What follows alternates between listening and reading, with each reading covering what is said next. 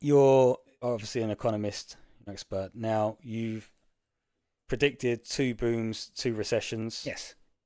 Is a crash coming? Okay. Of course, there's a crash coming. The question I keep being asked is a crash coming? There's always a crash after a boom, Hmm. and there's always a boom after a crash, right? Now, what people don't know and don't quite understand is that the boom and the crash in the housing market is cyclical. There's a cycle. And just as we have the winter, just as we have the summer, the spring, and the autumn months, so does property boom and crash.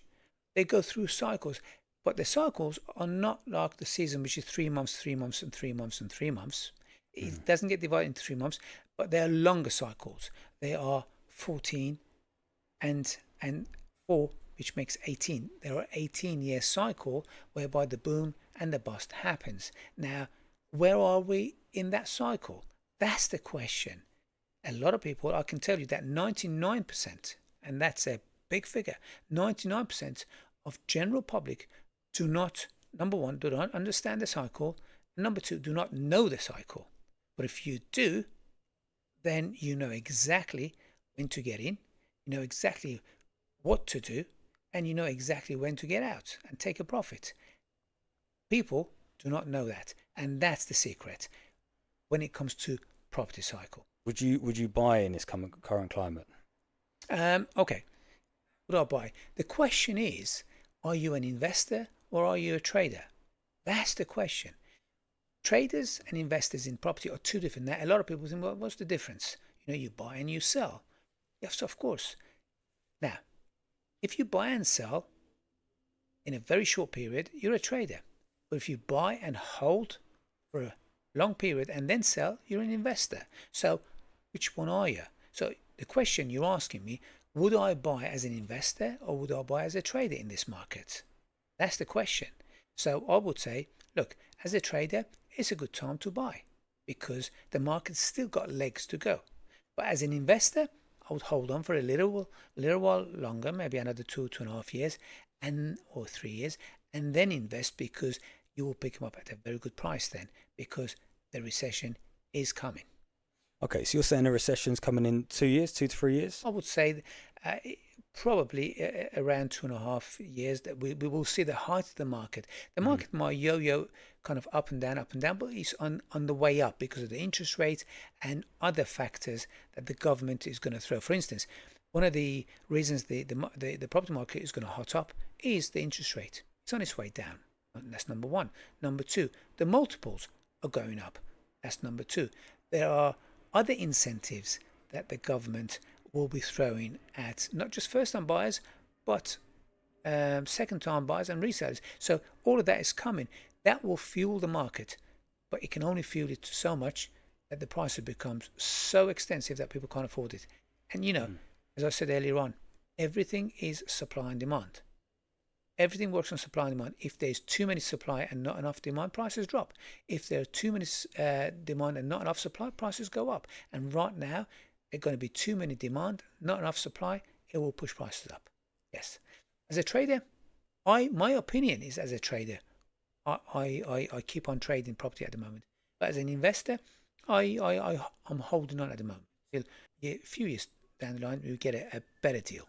With your knowledge, the next recession, Yes. will it be as big as the last, Seven. 2007? Will it Yes. be will it be on par? I would say it could be on par, if not slightly worse than that. Worse. Yes, slightly worse. The reason is, you see, property market is very much correlated to the stock market. If you look at this property market and stock market, you will see that they both go down and go up at the same time. Um, there is reasons behind that, but obviously we won't get into that right now because Mhm. it's quite extensive. But just for our viewers to know that yes, there is a correlation, and property markets, people do invest. A lot of people are not traders in the property market. A lot of people are investors, and so are they in the stock market. There are also investors. So when things obviously demand is down, things start going south, and that's when recession starts.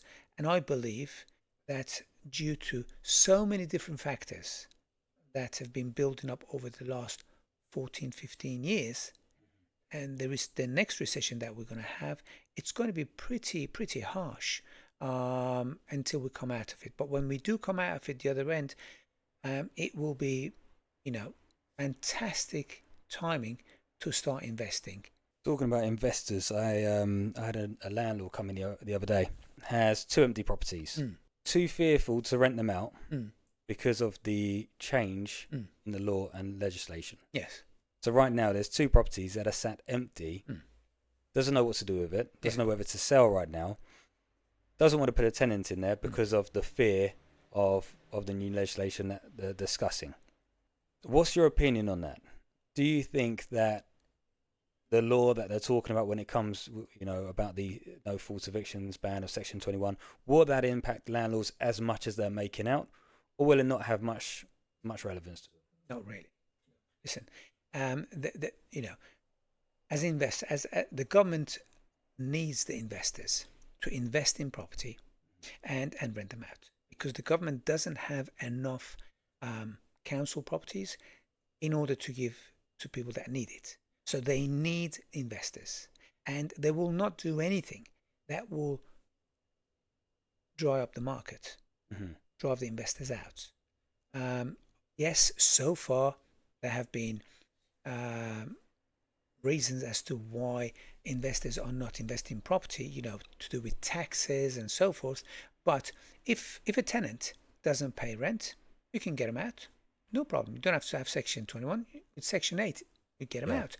If they are nuisance to the neighbors and so forth, you can get them out. So if they are in breach of any of the clauses, you can get them out.